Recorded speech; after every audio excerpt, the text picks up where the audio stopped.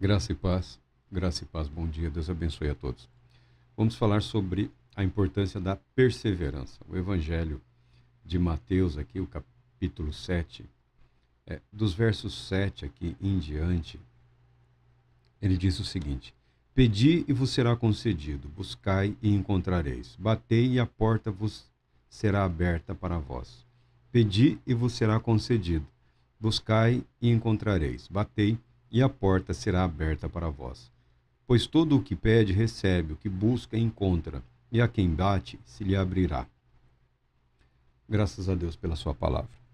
Jesus aqui está estimulando, está orientando os seus discípulos no que diz respeito à prática da oração, à confiança em Deus. E as sessões da Bíblia foram feitas pelos estudiosos com a finalidade de facilitar a compreensão e o estudo. Mas é importante saber que há uma sequência nesse texto aqui. E a sequência desse texto é o início do capítulo, quando proíbe o julgamento. Quando proíbe o julgamento em termos de condenação. As pessoas julgam, as pessoas avaliam, julgam, falam, esse não tem jeito, não tem esperança, não tem salvação. É mais ou menos nesse sentido, nessa linha. Não compete a nós emitirmos juízo de valor eterno. Porque bem pode ser que as pessoas, no processo, descubram o quão estão equivocadas, se arrependam, voltem ao Senhor, arrependidos, perdoados, tratados, e sigam suas vidas, as suas atividades, de modo a fazer a obra de Deus de modo correspondente. Então, nós não pretendemos, não temos a intenção nunca de dizer o que tem jeito, o que não tem jeito. Sabedores de que Deus é poderoso e é fiel para perdoar, esse é um princípio, esse é um fundamento. Agora, não significa que sejamos obrigados a engolir absolutamente tudo que está aí em nome da fé, da religião. Tá? Não existe essa obrigação. A obrigação é lutarmos pela fé verdadeira. A obrigação é batalharmos. A nossa obrigação e compromisso com Deus é proclamarmos o Evangelho de Jesus Cristo. Ah, mas o outro fala do outro jeito. Tudo bem, o outro fale como ele julgar conveniente a ele. Mas não significa que devemos aplaudir ou silenciar. Não é porque o outro fala mais alto que ele está dizendo uma verdade plena. Tá? Então, esses textos dizem respeito ao risco e ao perigo de emitirmos juízo de caráter definitivo, condenatório em relação a este ou aquela pessoa, com relação a este ou aquele movimento, com relação a esta ou aquela atividade. E ele diz o seguinte, que nós devemos cuidar sempre de nós mesmos, das nossas vidas. Ao invés de ver só o defeito na vida do outro, o pecado na vida do outro, a falha na vida do outro, nós devemos tomar cuidado para que isso não esteja ocorrendo de uma forma muito mais grave e intensa nas nossas próprias vidas. Por isso Jesus fala, hipócrita. Né? O hipócrita é o que exige santidade, santificação na vida do outro. O outro tem que orar 4 horas, 6 horas por dia. O outro tem que jejuar 2, 3 vezes por semana. O outro tem que ler toda a Bíblia aí a cada 3 meses. Né? Exige muito do outro. Dele não, ele é especialzinho. Ele é o mimadinho do Todo-Poderoso. Coisa que não existe. Então Jesus condena o julgamento cínico, o julgamento hipócrita. A pessoa que muitas vezes está olhando no espelho, está vendo as suas falhas na vida do outro e ataca aquela falha com uma violência incrível, como se ele não tivesse também a necessidade de correção. Então, não devemos seguir este caminho. Mas tem outro ponto aqui que Jesus fala que é importante entendermos. Não deis o que é sagrado aos cães, nem jogueis aos porcos as vossas pérolas, para que não as pisoteiem e, voltando-se, vos façam em pedaços. Tá? Essa é uma das máximas do Evangelho de Cristo Jesus, da preparação para a vida, do compromisso com a vida proposta por Cristo Jesus. o que te é precioso, o que é sagrado, o que é vital para você, não use isso, não exponha a quem quer que seja. Não seja ingênuo. Não seja esse tipo de pessoa. Não siga o caminho de José do Egito, que teve um sonho e saiu contando para todo mundo aquele sonho, e a única coisa que conseguiu atrair para si foi o ódio e a repreensão. Ah, mas ele acabaria no Egito? Ele acabaria no Egito. Como? Nós não sabemos, mas não precisava ser daquela maneira. Não tinha que ser daquela maneira. O homem de um sonho só. É o único sonho que ele teve. Que os seus irmãos se prostrariam diante dele, que toda a descendência do seu pai, o seu pai, se prostrariam, que o reverenciariam, que ele estaria em posição de relevância, superioridade a eles. O sonho se realizou. E é claro que o sonho se realizaria em algum momento. Mas não tinha que ser daquele jeito. Não tinha que ser daquela maneira. Não tinha que ter sido em decorrência do ódio dos irmãos. Se você tem algo que lhe é muito precioso, guarde-o para si. Guarde-o para si. Tá? Não exponha. Ah, eu creio que Deus vai realizar. Que bom, guarde para você. Não exponha o que te é precioso. Ah, eu estou certo que a partir de agora é lindo os testemunhos. Deixa que as coisas aconteçam e que o próprio contexto traga à tona a realidade de Deus, o agir de Deus na sua vida. Não precisa abrir tanto assim o seu coração, a sua alma. E Jesus usa essa figura dos cães e dos porcos. Eles não têm senso de valor, não têm nenhum refino. São animais considerados como imundos, né? Tanto pelos judeus quanto por todo o povo daquela região lá. Tá? Tanto o cão é irreverente, muito embora você possa ter um animal que é adestrado, tudo certinho, mas o cão é um animal incapaz de reverência, a menos que ele esteja sob o controle ou o comando. O cão é um animal que solto, ele vive como ele é, como um cão. A mesma coisa o porco. Eles não têm senso de valor, senso de preciosismo, de prioridade. Então, as suas pérolas, o que é precioso para você, guarde-o para si. Você pega isso e traz agora guarde as suas pérolas para você. Guarde o que é precioso para você e apresente diante de Deus.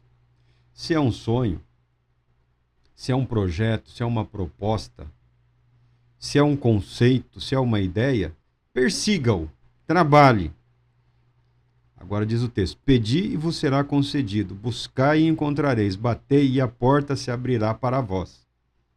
A nossa confiança, a nossa perseverança não é na afirmação ou autoafirmação, ou afirmação diante dos outros de uma ideia, de um conceito, de um contexto, de um valor, ou de uma fé, ou de uma esperança que se realizará em determinado momento. Você não precisa afirmar isso. Ah, eu aguardo, continuarei aguardando. Você não precisa se justificar diante de ninguém. É precioso para você? É algo que você está convencido de que é seu? Apresente essa verdade, essa preciosidade diante de Deus. Use como combustível para perseverar em oração. Use como combustível para se aprofundar em comunhão com o Pai.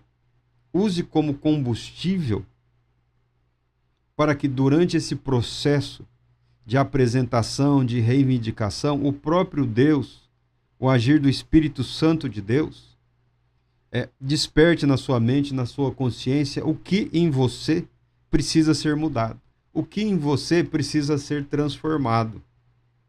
Ao invés de ficar vivendo em função do evento, fenômenos, espelhos, volte-se para Deus, porque Ele te conhece melhor do que você mesmo, Ele me conhece melhor do que eu mesmo.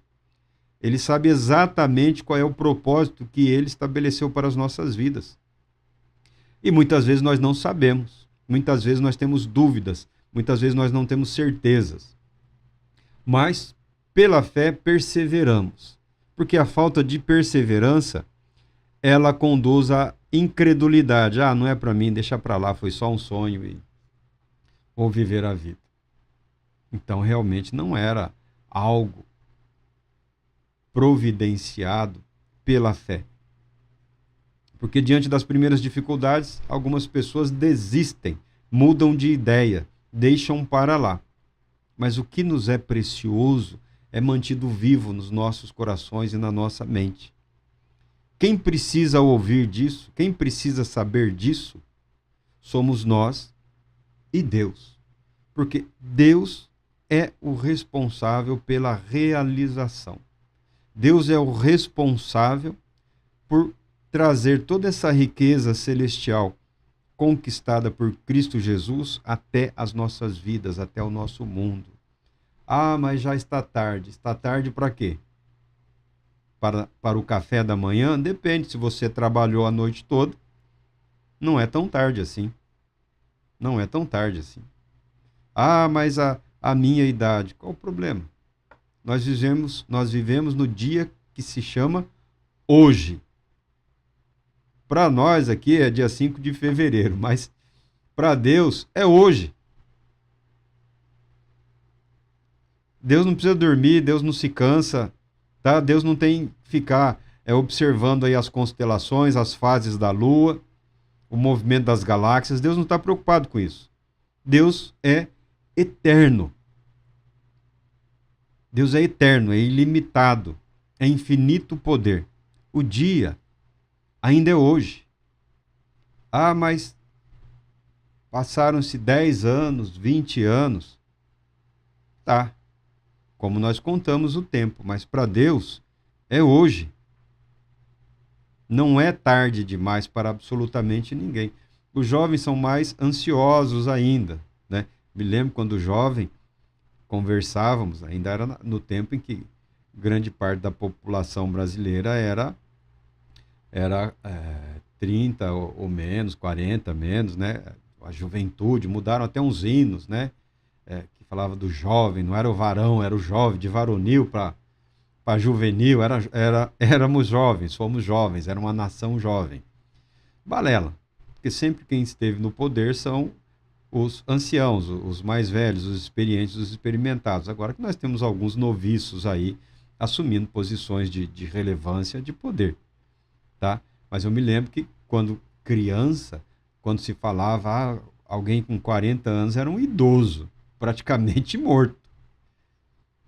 Ainda que naquele tempo houvessem pessoas lá, 80, 90, 100, tinha, mas eram poucos. A maioria era jovem. Então o jovem é muito mais ansioso. Se você falar para o jovem que ele vai precisar de 10 anos, que o que ele viu, que o que ele achou interessante, para que ele seja capaz de reproduzir ou experimentar isso, é uma dedicação de 30 anos, ele vai ficar incomodado. Ele vai ficar, assim, chateado. Por quê? Porque ele abriu a boca e falou.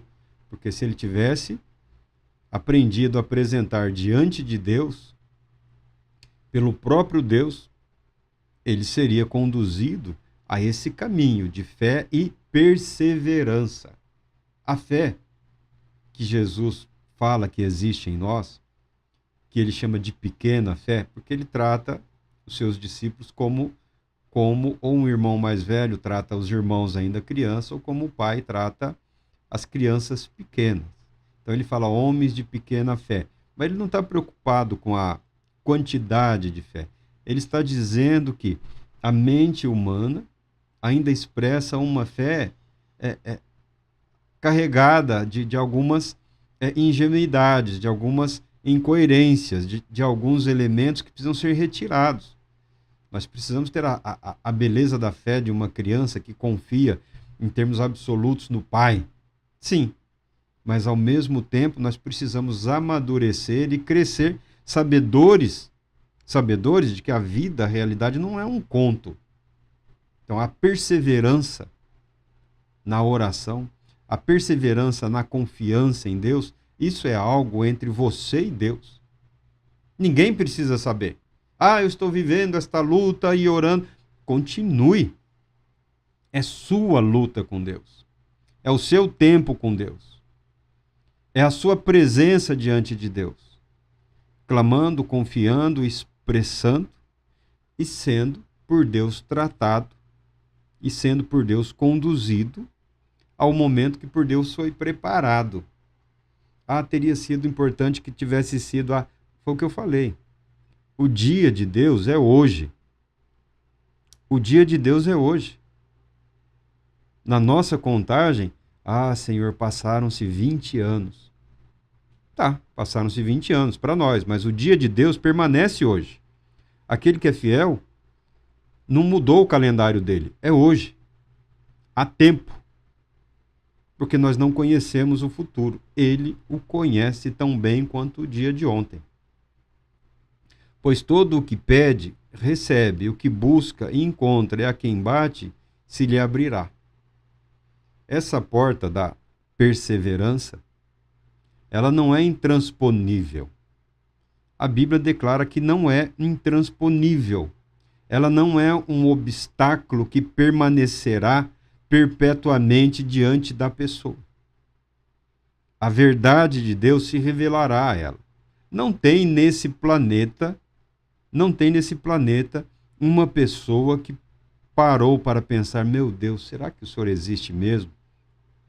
Será que existe um Deus que criou tudo isso e que se preocupa comigo, com a minha vida, nesse canto esquecido, desse país ignorado, dessa sociedade em convulsão? Não tem como. Não tem como Deus não ouvir este clamor. E não tem como Deus não socorrer esta alma aflita. Tá? Ainda mais você que acredita no Redentor, no Senhor, no Salvador de Deus. Ainda mais você que viveu e experimentou o resgate realizado por Deus através da fé em Cristo Jesus. Por que desanimar agora? A Bíblia fala, tem de bom ânimo, mas eu falo, às vezes, vá com desânimo mesmo, continua, né? Dá umas batidinhas lá, tá cansado? Tá cansado, Senhor, se o Senhor quiser hoje, para mim tá bom. Continua. Nem toda oração tem que ser fervorosa, elegante, pomposa. Você está orando para quem? Pode ser uma conversa, pode ser um desabafo, pode ser o silêncio. Porque Deus é aquele que sonda mentes e corações. É aquele que nos conhece. O tagarelar também não vai impressionar os céus. Mas o preservar-se desse mundo que a tudo julga e condena, isso é ridículo. Isso balela. Pobre irmão, pobre irmãzinha, enlouqueceu de vez. E fica falando essas coisas aí. Para que você se expor a isso? Agora, o outro lado do texto apresentado por Jesus. Nós não devemos ser aquele que zomba, aquele que julga, aquele que condena. Mas, por outro lado, nós não precisamos facilitar para o zombador, para o incrédulo, para o impuro, para o insano, para o doente, para o irreverente. Nós não temos que facilitar nada para ninguém, porque a nossa esperança, a nossa confiança está nos céus, está em Deus. É Ele que abrirá as portas. É Ele que permitirá que nós o conheçamos de uma maneira íntima e pessoal, que as ciências humanas não são capazes de desvendar ou de explicar. Que a filosofia, ainda dos melhores filósofos, teólogos e pensadores, não é capaz de sondar e apresentar uma métrica, uma sistematização da vida de fé, de esperança, de confiança em Deus. Não se iluda. Se quiser abrir um desses livros aí, alguns são fantásticos, alguns são homens de uma seriedade, de uma reverência, de um cuidado com a palavra de Deus impressionantes. Impressionantes. São homens de uma espiritualidade saudável, coerente, consistente. Só vai te ajudar. Quanto a outros, são um lixo. Puro lixo. Isso copiou daqui, isso é aquilo ali. Isso aqui ele não sabe. E se atreve a escrever um livro, ele não viveu. Ele não viveu, não experimentou, mas escreve como se fosse o conhecedor das coisas eternas. Escreve lá, ó, esse movimento não presta, esse acabou, isso daqui. O importante é isso. Tem coisas horríveis. Tem livros que eu li e fiquei decepcionado comigo mesmo, mas nós precisamos, é o que eu sempre falo, nós precisamos aprender a ter um bom estômago. Se quer aprender, quer transitar nesse meio, se quer ter conhecimento em relação às verdades, a princípios, a valores, a métrica, conforme é apresentada, que a muitos influencia, você precisa estudar, você precisa engolir. Tem alguns que sujam a água, você precisa se dedicar e aguentar. E aguentar, e suportar a afronta, o insulto, a humilhação. Tá? Não tem essa ilusão que você vai fazer de um retórico, de um filósofo, de um teólogo, um instrutor, alguém que orienta. É um homem como qualquer outro homem. E no trabalho deles e na obra deles, tem muito deles. Tem muito deles. Tem muito deles. Acontece o mesmo na igreja, acontece o mesmo em todo e qualquer lugar. O ser humano não é capaz de deixar de ser quem ele é. E graças a Deus, principalmente no ambiente religioso e espiritual, Deus faz questão de trazer à tona quem nós realmente somos. Não que Deus tenha prazer ou alegria em promover espetáculos de humilhação, constrangimento. Não. É resultado desse processo. Você se colocou diante de Deus, você se comprometeu com Deus, você assumiu um compromisso, uma aliança com Deus. O Senhor é meu Deus, eu sou teu servo. Deus leva isso muito a sério. Muita gente está passando por esse processo. Por esse processo. O propósito de Deus é purificar, é abençoar, é perdoar, é tratar, é curar as feridas. O propósito de Deus, a vontade de Deus, expressa quem Deus é. Um caráter justo, santo, amoroso, misericordioso, mas que não pactua com a hipocrisia, com a mentira, com a falsidade. Então, se você se conscientizar que a sua vida está em Deus, em Cristo Jesus, num pacto, numa aliança, na qual você ingressou espontaneamente, você compreenderá que o viver, que eu falo, a vida diária, o dia a dia, nos está conduzindo nesse processo do revelar-se de Deus para todo aquele que nele crê.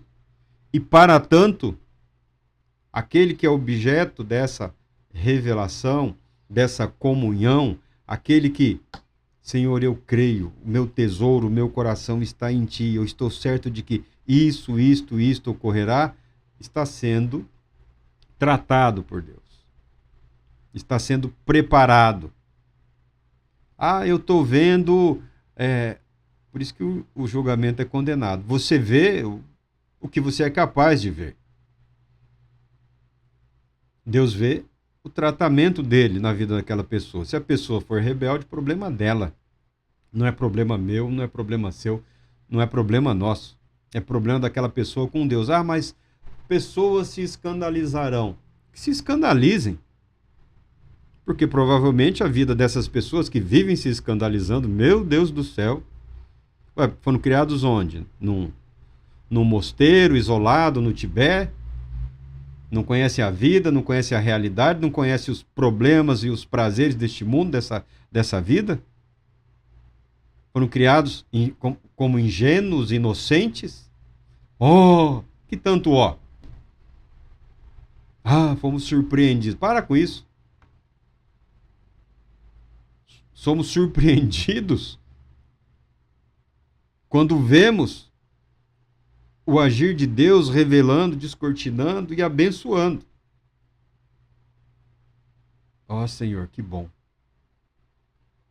Estou maravilhado, porque de fato aconteceu. Queremos experimentar as grandes coisas de Deus, mas devemos estar dispostos a seguir, a trilhar o caminho da perseverança. Perseverança. Importa o que acontece no processo? É claro que importa. Tem problemas no processo? Tem dificuldades? É claro que tem. Tem portas, mas elas se abrirão. Há obstáculos, eles serão superados. Deus Todo-Poderoso te abençoe, te proteja, te conceda paz, muita paz.